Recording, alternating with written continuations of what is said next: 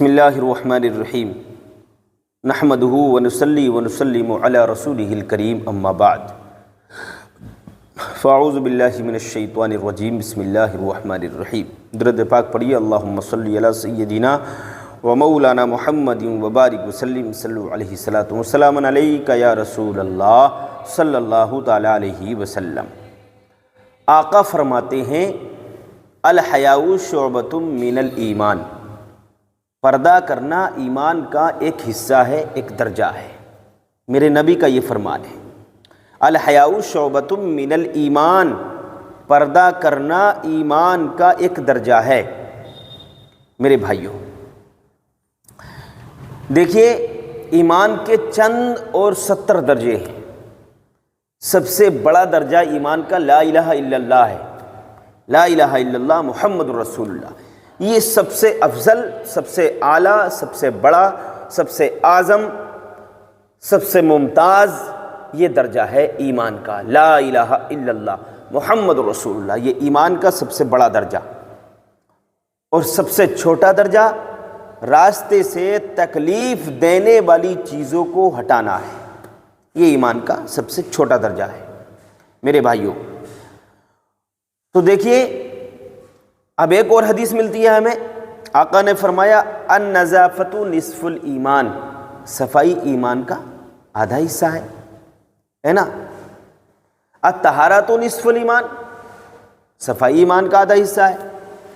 تو میرے بھائیوں، راستے سے آپ جا رہے ہیں، راستے میں کوئی چیز پڑی ہوئی ہے، تکلیف دینے والی چیز ہے، راستے میں کوئی کانٹا پڑا ہوا ہے، کوئی پتھر ایسا ہے کہ کوئی آئے تو کسی کی گاڑی نہ پھسل جائے، کسی کی ٹھوکر نہ لگ جائے، تو اس پتھر کو آپ ہٹا دیں گے تو آپ کو ثواب ملے گا۔ یہ بھی ایمان کا ایک درجہ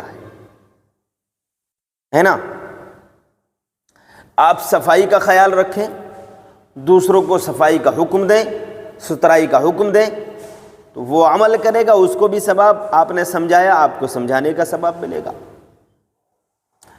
تو اب مجھے جو بات کرنا ہے، پردے پر بات کرنا ہے۔ میرے نبی نے فرمایا الحیاء شعبۃ من الایمان، پردہ کرنا ایمان کا ایک درجہ ہے۔ میرے بھائیوں، یہ پردہ وہ ہتھیار ہے کہ اس ہتھیار کو استعمال کر کے صحابہ اکرام نے بڑی بڑی جنگوں میں کامیابی حاصل کی ہے، بڑی بڑی جنگوں میں کامیابی حاصل کی، ان کو کامیابی ملی۔ لیکن آج کل دیکھیے پردے کا حال، مسلمانوں کا حال دیکھیے، مسلمانوں کی عورتوں کا حال دیکھیے، مسلمانوں کی بیٹیوں کا حال آپ دیکھیے، برا ہے۔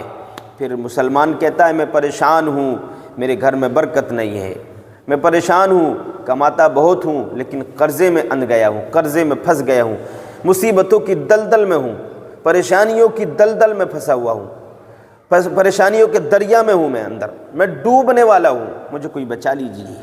میرے بھائیوں، پریشانیاں اس لیے آ رہی ہیں کہ آپ نے نبی کے فرمان کو بھلا دیا، نبی کے فرمان پر عمل کرنا چھوڑ دیا، حدیث پاک پر عمل کرنا چھوڑ دیا، قرآن پاک پر عمل کرنا چھوڑ دیا، بزرگان دین کے قول پر عمل کرنا چھوڑ دیا۔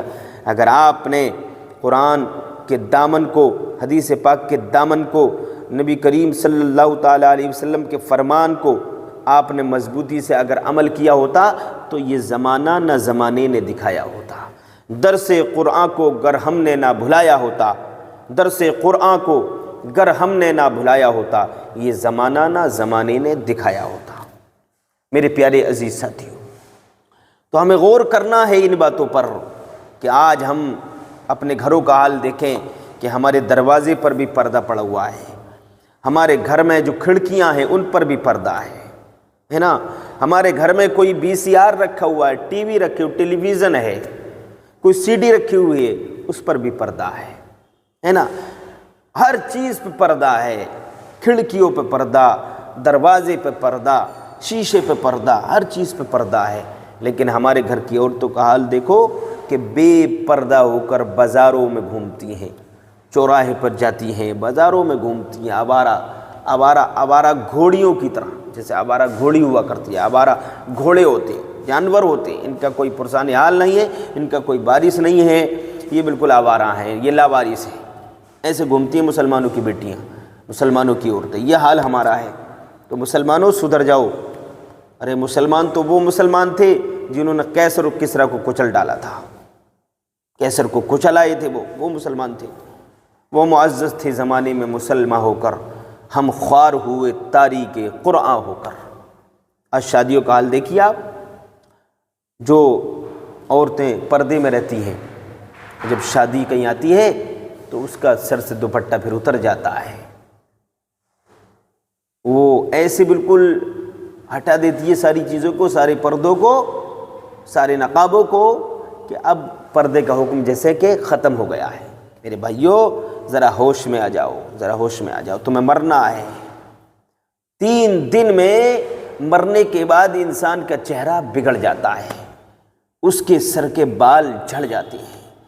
جو بڑی بڑی آنکھیں جو شیشے میں دیکھا کرتی تھی نا، جو آپ دیکھتے ہو، ہم دیکھتے ہیں، یا ہمارے گھر کی عورتیں یہ جو سنگار کرتی ہیں، 1 گھنٹہ آئینے کے سامنے نکال دیتی ہیں، میک اپ میں نکال دیتی ہیں، یہ میک اپ تمہارا قبر میں بگڑ جائے گا۔